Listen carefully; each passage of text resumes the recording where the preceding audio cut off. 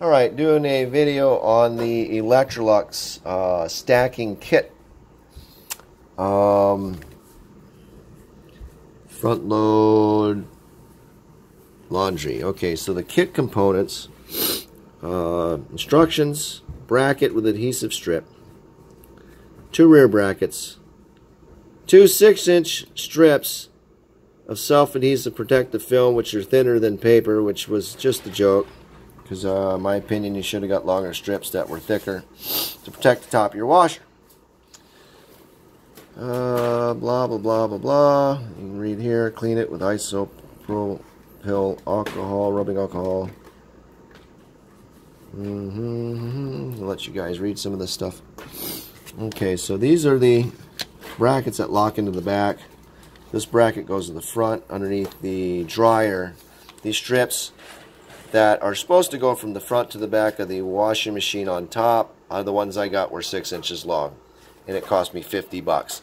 So $50 for 6 screws, 2 chintzy brackets, and a little piece of thin metal. Gotta love it. Corporations wonder why people just don't like repeatedly buying stuff from them. Alright, I'm sick. I got a cold, so I'm not feeling too good, and I really want to call up Electrolux and tell them what I think of their pricing on this stuff. I like the washer, but I don't like the price in this part. Prepare the dryer for stacking. Okay, that's just stupid instructions on the stupid part there. Remove adjustable leveling legs. Remove the legs from the dryer. Attach the front stacking bracket to the dryer front with 2 10-inch or 10-inch number 10 screws. I got a cold, bear with me. I can't think and I'm mad. Preparing washer for stacking. Prepare to stop top surface of washer. Wipe it down with rubbing alcohol. Carefully remove the blue backing from clear self-adhesive strips, which are supposed to be how long? What's the diagram showing? Front to back. Mine were 6 inches long. Gotta love it. I mean, as if they couldn't get a little cheaper or charge you more. Attach rear bracket to washer top. So you got to lock these brackets into the back of the washer. And stack in the dryer. Of course, that here slightly holding the front of the dryer up, slightly carefully slide the dryer back. Slide hook tabs on rear brackets in the slots and back sheet of dryer. Dryer will be approximately 1/4 inch left of center. Why would it be 1/4 inch left of center? Continue sliding dryer back until you're fully engaged. Okay. Oh, I see. Because it locks in. Yeah, that means, well, we'll get to those and look at them in a minute.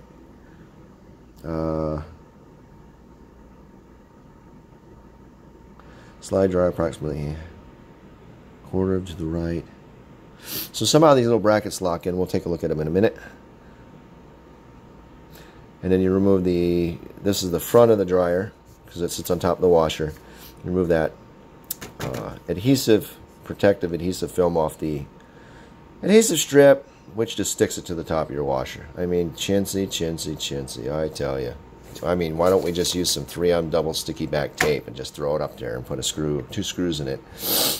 Pretty much what we're doing.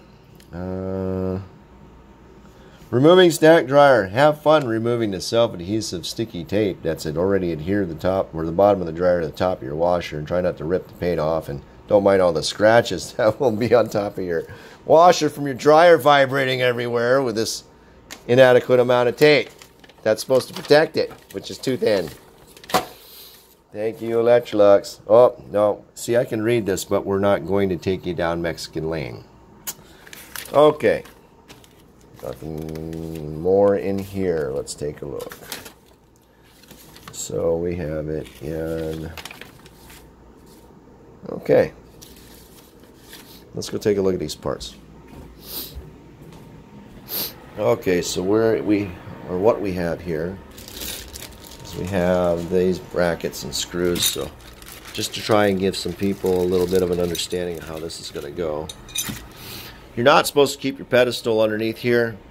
I opted to do so because I'm on these shock absorbing footings, and these little rubber feet will absorb the vibration from the washer. I believe, in my opinion, and I'm not recommending you do this, but I believe, in my opinion, that'll give me enough stability to where that little pedestal will be able to handle it.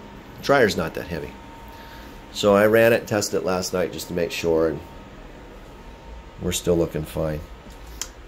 So the way this goes is that these lock in. You see how this is? So this will lock in. And that's what we're talking about in that quarter inch offset. God, that's such a loose. No, actually it goes like this. There we go. Okay. Still not. So then they lock in like that, and the dryer will slide forward when I'm ready to do so. And then actually these screw holes here will go for these holes here. So see what I'm doing here. So you actually put these in first, slide the dryer in, and then put the screw holes for the bracket there. So, and then on the front, if you have this kind of a exhaust on your dryer, you're going to have to turn it at a 90 degrees, because the dryer actually in the rear of the dryer is shallower than the top of the washer. And this is that thin ass tape I was telling you about. Of course, a long time ago I put cork in the top of my washer to protect it, but so they don't give you enough adequate amount of protecting tape, and it's really thin anyway. The bracket that goes in the front here, take a look right up underneath here.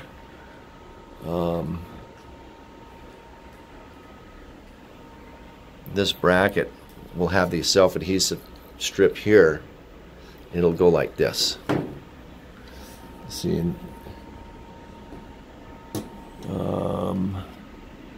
so there's a screw there, if you can see it. See it? So that screw will go over there, and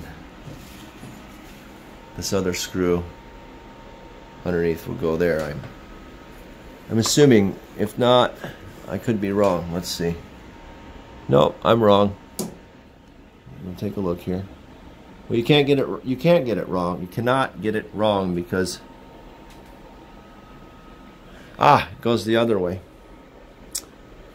I see. So this is recessed. See the dimple? That's for the existing screws that are already on the dryer. See the existing screws? Now see the screw hole to the left? Okay, so this bracket has to go with the dimples.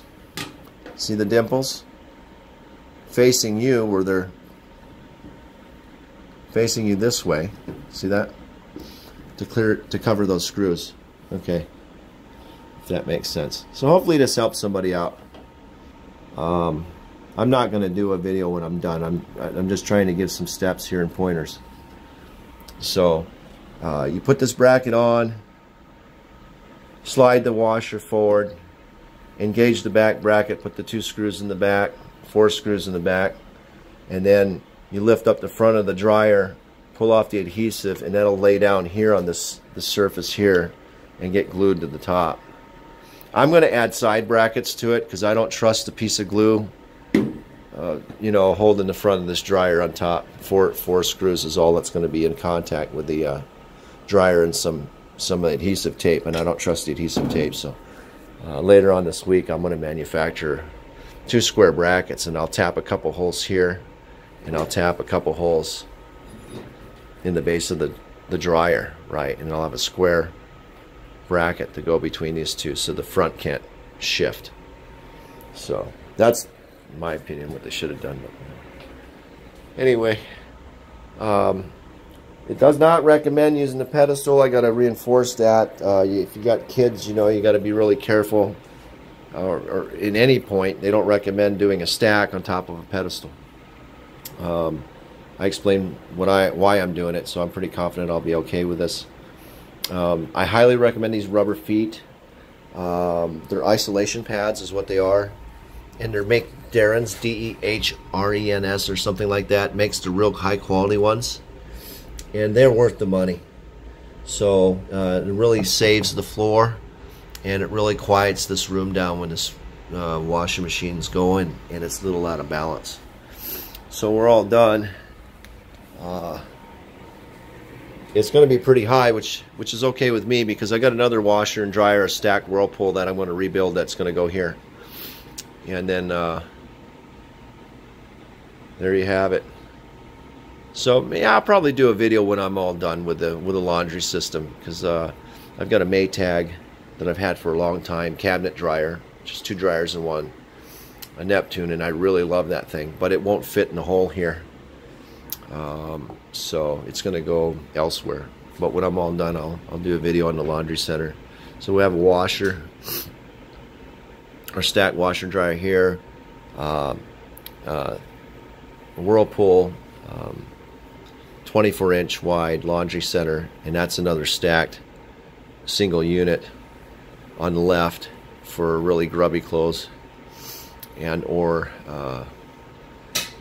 you know, when you got a need to really submerge clothes and wash them well, because these front load washers, although they do wash clothes well, they just don't quite get the grime out like the old style washer. So I bought this old Whirlpool, and I'm gonna fix it up. I paid like 50 bucks for it, so I'm gonna fix it up and put it in here. Got the room for it, so I'm a half an inch too short to put my Maytag cabinet dryer in this space, which, oh, I was so mad yesterday. I'm like, can I cut the wall? Like, no, I'll put it somewhere else.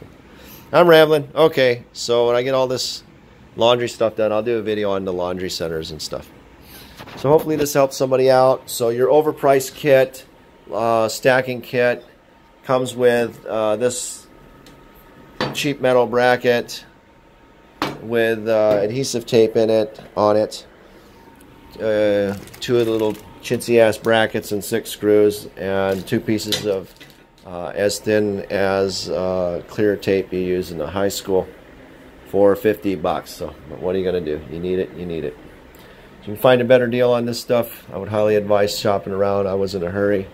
I know you can probably find it online somewhere cheaper, but stacking kit for Electrolux washer, front load, and dryer. All right, take care.